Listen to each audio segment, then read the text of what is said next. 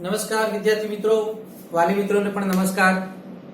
વિદ્યાર્થી મિત્રો, આપણે ગઈ વખતે મનોયત્ન 1.1 ની ચર્ચા આપણે કરી ગયા છીએ. એના જવાબો પણ મેં તમને સરસ રીતે તમને સમજાવવાનો મેં પ્રયત્ન કર્યો છે. તમે વારંવાર તેને યાદ કરવાનો અને વારંવાર તેનો મહાવરો કરવાનો પ્રયત્ન કરશો.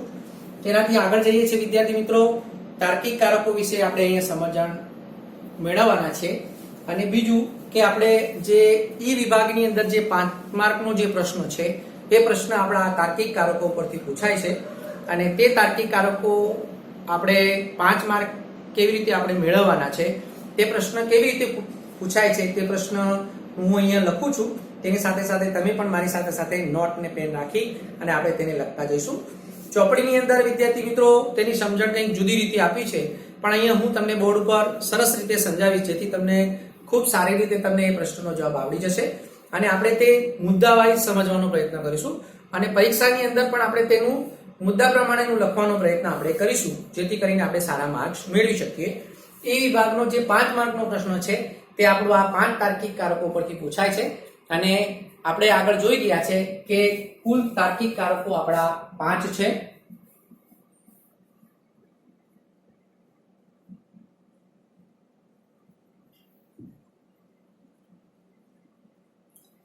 આ કુલ 5 તાર્કિક કારકો વિદ્યાર્થી મિત્રો આપણને ખબર છે: એક સમુચ્ચય, નિષેધ, સમુચ્ચય, વિકલ્પન, શરતી અને દ્વિશરતી. આ 5 તાર્કિક કારકોનો 5 માર્કનો જે પ્રશ્ન છે વિદ્યાર્થી મિત્રો, પરીક્ષાની અંદર ઈ વિભાગની અંદર આપણો પૂછાય છે. તો તે પરીક્ષાનો પ્રશ્ન કેવી રીતે પૂછાય છે હું પ્રશ્નને લખું છું, ધ્યાન આપીશું. ઘણી વખત પરીક્ષક જુદી જુદી રીતે પણ તેને પૂછવાનો પ્રયત્ન કરતા હોય છે. નિષેધ તાર્કિક કારકનું સ્વરૂપ,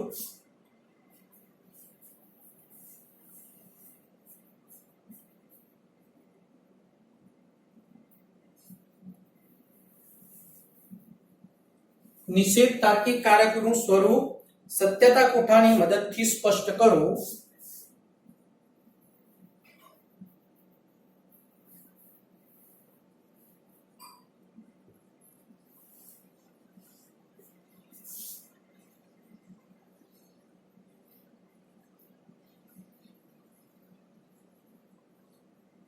અને નિષેધ તાર્કિક કારકનું લક્ષણ જણાવો. અને નિષેધનું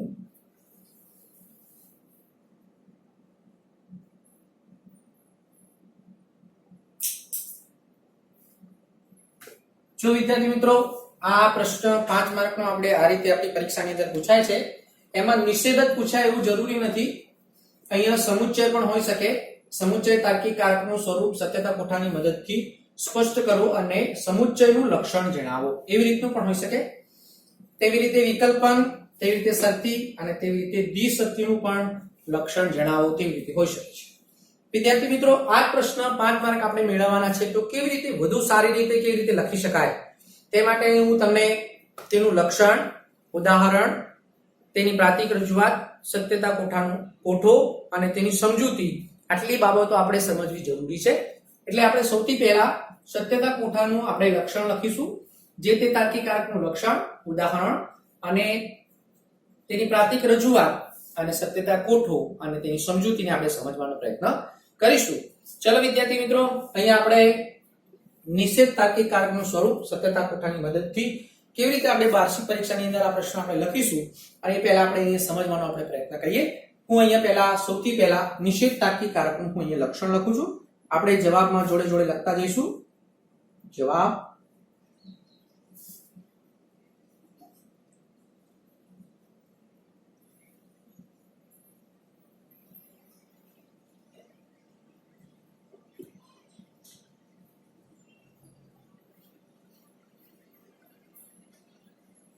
ચલો વિદ્યાર્થી મિત્રો, અહીંયા આપણે અંડરલાઇનિંગ પણ કરી શકીએ છીએ. અહીંયા આપીશું નિષેધ તાર્કિક કારકનું લક્ષણ. મારી સાથે લખતા રહીશું.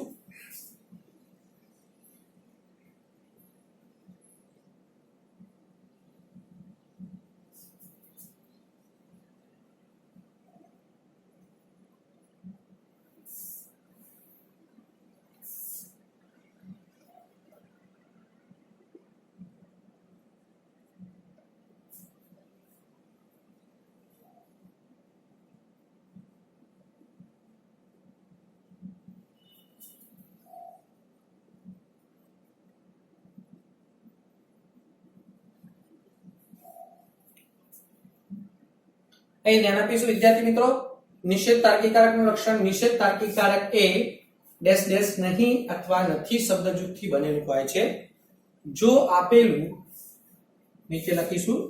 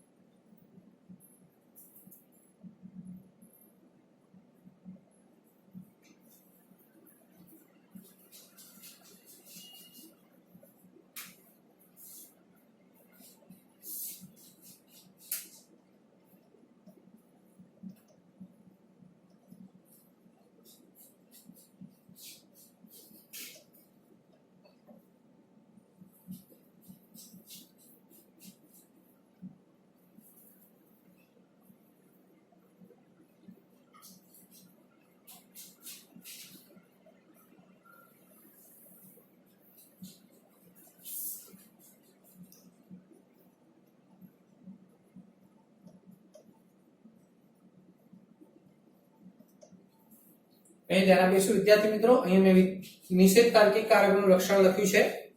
અહીંયા જોઈશું નિષેધ તાર્કિક કારકનું લક્ષણ, નિષેધ તાર્કિક કારક એ ડેશ ડેશ નહીં નથી શબ્દ જૂથથી બનેલું હોય છે જો આપેલું પી વિધાન સત્ય હોય તો નિષેધ પી વિધાન અસત્ય બને છે અને જો આપેલું પી વિધાન અસત્ય હોય તો નિષેધ પી વિધાન સત્ય બને છે. આ થયું વિદ્યાર્થી મિત્રો નિષેધ તાર્કિક કારકનું લક્ષણ. એટલે પરીક્ષાની અંદર આપણે સૌથી પહેલા લક્ષણ લખીશું, પછી બીજા ટોપિકની અંદર આપણે લખીશું ઉદાહરણ.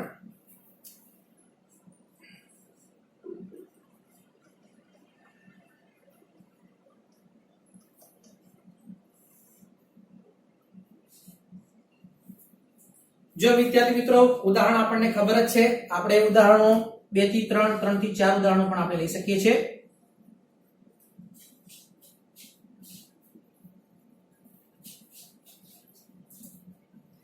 આજે રવિવાર નથી,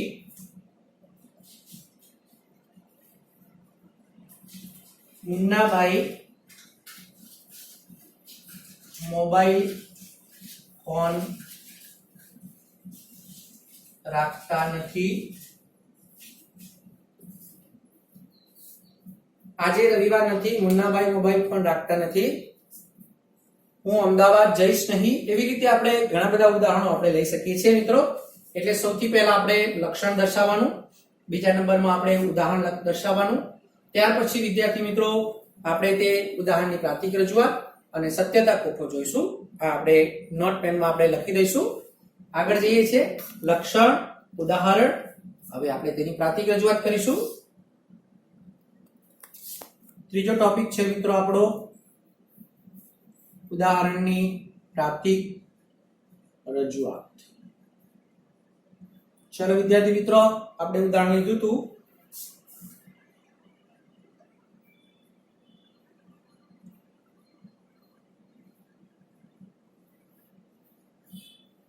સંકેતાવલી પણ આપીશું જોડે જોડે.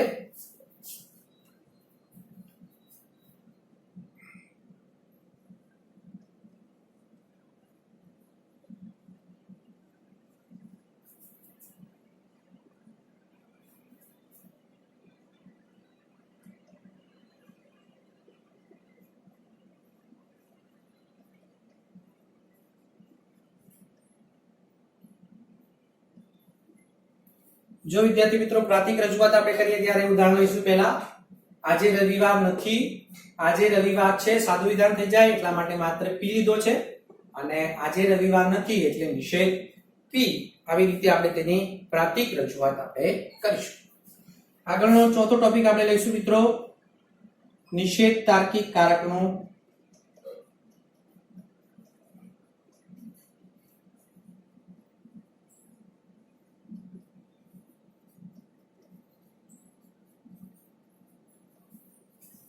નિષેધ તાર્કિક કારકનો સત્યતા કોઠો. અંડરલાઇનિંગ કરીશું, જોડે જોડે મારી જોડે લખતા રહીશું.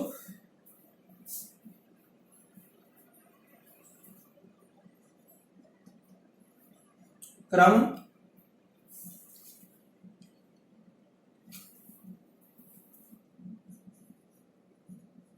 ઘટકરૂપ વિધાન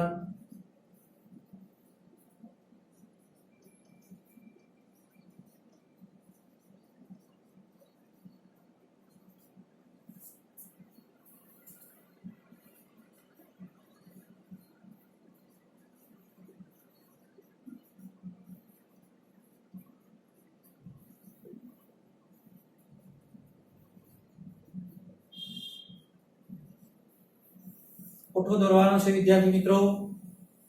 આપણે કોષ્ટક દોરતા જઈશું નિષેધનો.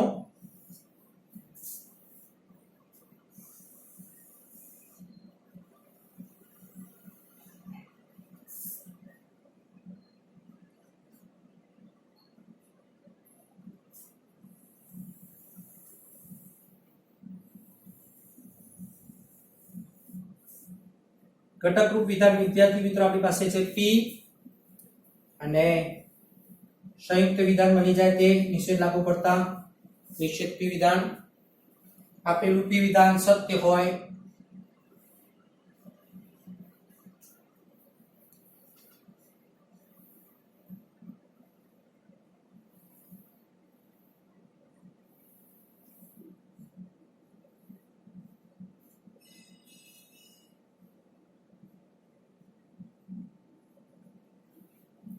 અહીં ધ્યાન આપીશું વિદ્યાર્થી મિત્રો. સત્યતા કોઠા પર એક નજર આપણે કરીએ. નિષેધ તાર્કિક કારકનો સત્યતા ખોટો અહીં ધ્યાન આપીશું વિદ્યાર્થીઓ. ઘટકરૂપ વિધાન અને તેનું સત્યતા મૂલ્ય. આપણી પાસે વિદ્યાર્થી મિત્રો ઘટકરૂપ વિધાન છે. આજે રવિવાર છે તો તેના માટે P એટલે અહીં આપણે P દર્શાવ્યો છે ઘટકરૂપ વિધાન. તે ઘટકરૂપ વિધાનને નિષેધ લાગુ પડી જાય છે એટલે તે વિધાન ઘટકરૂપ વિધાન ન રહેતા તે વિધાન સંયુક્ત વિધાન બની જાય.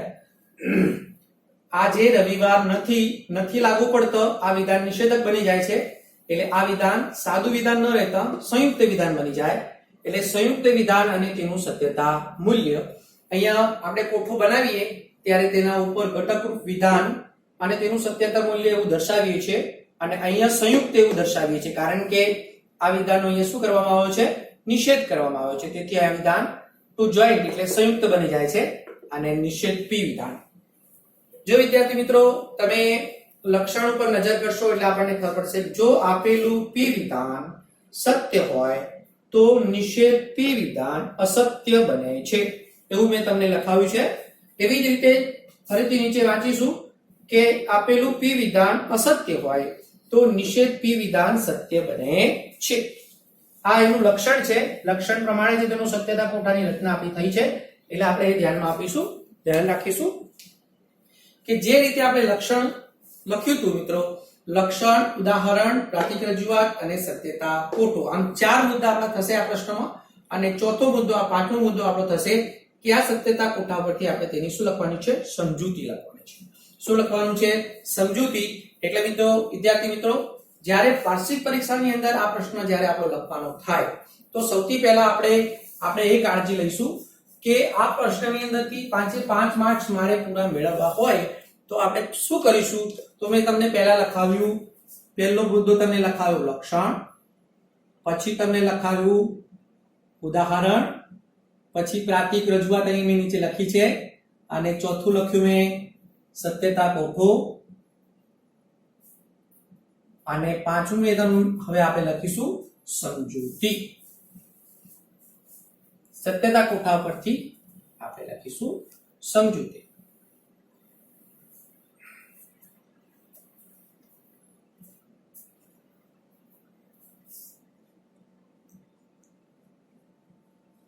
સત્યતા કોઠા પરથી સમજૂતી લખવાની છે મિત્રો. અહીંયા આપણે સમજૂતી લખીએ છીએ.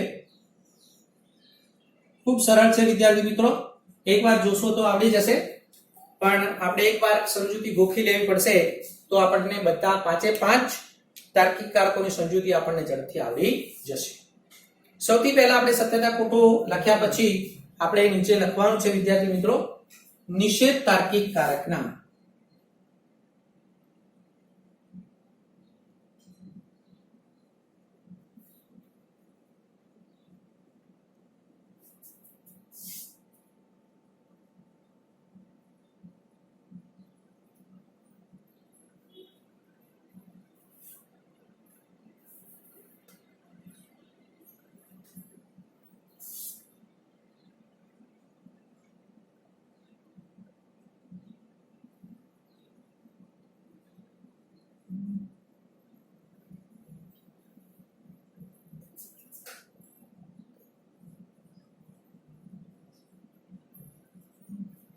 ચલો વિદ્યાર્થી મિત્રો, અહીં ધ્યાન રાખવાનું. સમજૂતીમાં આપણે સૌથી પહેલા લખવાનું છે કોઈ પણ સમુચ્ચયનો, શરતીનો, નિષેધનો, વિકલ્પનનો કે દ્વિશરતીનો કોઈ પણ સત્યતા કોઠો પૂછાયો હોય તો સમજૂતી લખતી વખતે સૌથી પહેલા લખીશું નિષેધ તાર્કિક કારક ના ઉપરના સત્યતા કોઠા પરથી નીચેના જેવા કેટલાક વિધાનો તારવી શકાય. આવું ફરજિયાત બધા પ્રશ્નોમાં આપણે લખી શકીએ.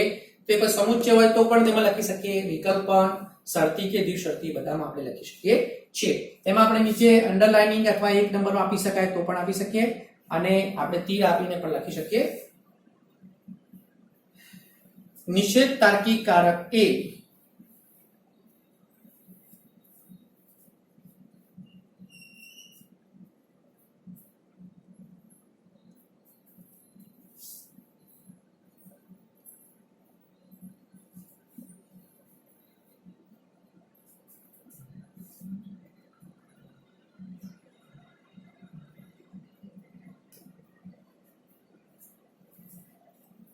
નિષેધ તાર્કિક કારક એ એકમુખી તાર્કિક કારક છે, કારણ કે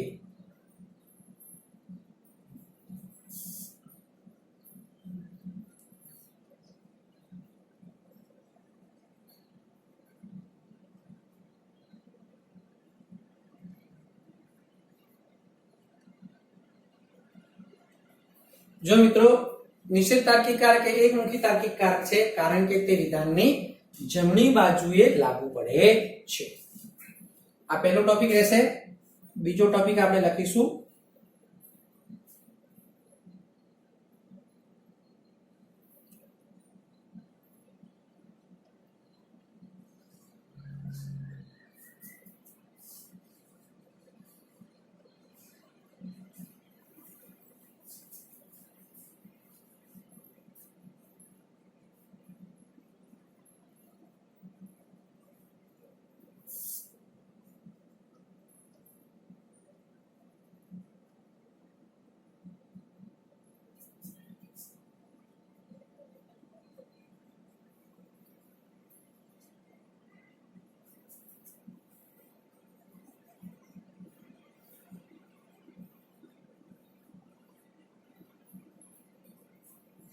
અહીં ધ્યાન આપીશું વિદ્યાર્થી મિત્રો. બીજી સમજૂતી મેં લખી છે P ના રૂપમાં રજૂ થતા સાદા વિધાનને નિષેધ તાર્કિક કારક લાગુ પડતા તે એક નવા સંયુક્ત વિધાનની રચના કરે છે. આ બીજી આપણી સમજૂતી થઈ. ફરીથી અહીં ધ્યાન આપીશું. સમજૂતી લખતી વખતે નિષેધ તાર્કિક કારકના ઉપરના સત્યતા કોઠા પરથી નીચેના જેવા કેટલાક વિધાનો તારવી શકાય. પહેલી સમજૂતીમાં આપણે લખીશું નિષેધ તાર્કિક કારક એ એકમુખી તાર્કિક કારક છે કારણ કે તે વિધાનની જમણી બાજુએ લાગુ પડે છે. બીજી સમજૂતીમાં લખીશું વિદ્યાર્થી મિત્રો P ના રૂપમાં રજૂ થતા સાદા વિધાનને નિષેધ તાર્કિક કારક લાગુ પડતા તે એક નવા સંયુક્ત વિધાનની રચના કરે છે. આગળ મિત્રો ચોથી સમજૂતી આપણે લખીશું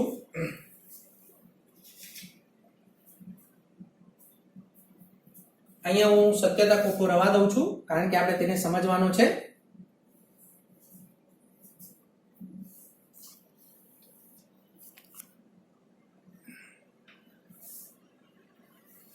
ચલો વિદ્યાર્થી મિત્રો, ચોથો મુદ્દો છે આપણો નિષેધ તાર્કિક કારક એ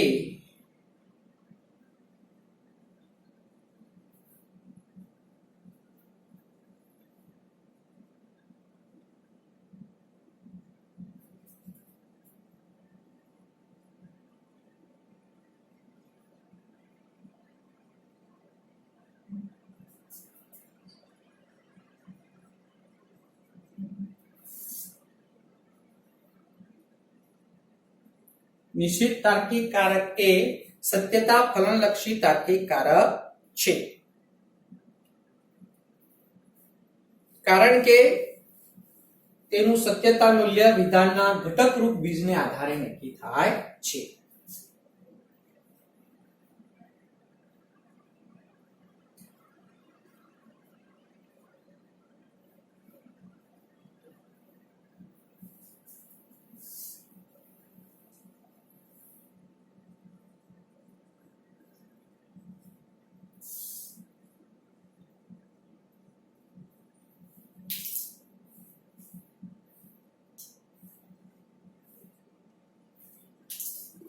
નિષેધ તાર્કિક કારક એ સત્યતા ફલનલક્ષી તાર્કિક કારક. નિષેધ તાર્કિક કારક એ સત્યતા ફલનલક્ષી તાર્કિક કારક છે, કારણ કે તેનું સત્યતા મૂલ્ય વિધાનના ઘટકરૂપ બીજને આધારે નક્કી થાય છે. ચોથી સમજૂતી વિદ્યાર્થી મિત્રો આપણે લખીશું.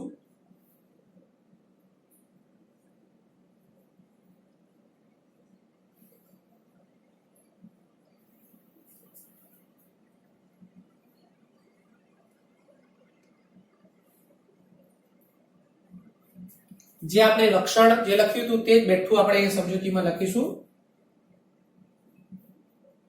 આપેલું જો આપેલું પી વિધાન સત્ય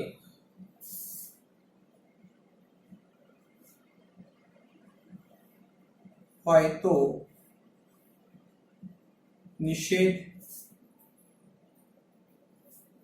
પી વિધાન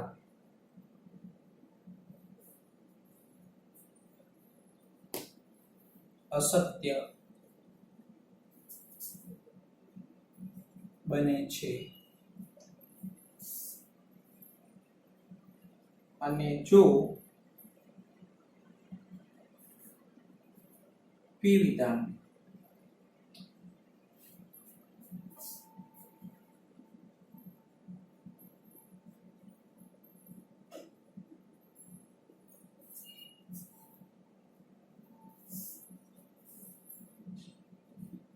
નિષેધ વિધાન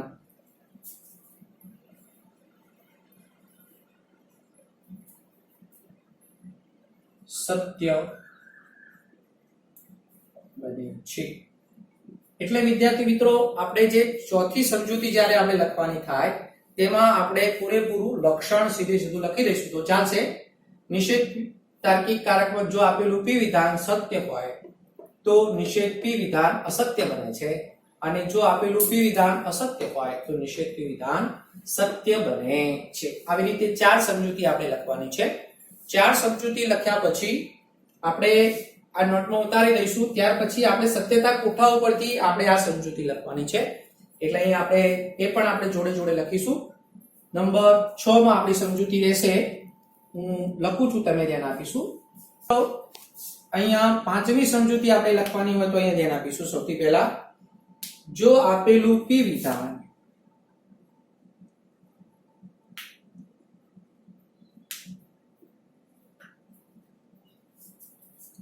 સત્ય હોય તો નિષેધ પી વિધાન અસત્ય એફ બને છે. એવી જ રીતે છઠ્ઠી સમજૂતી આપણે લખીશું. જો આપેલું પી વિધાન અસત્ય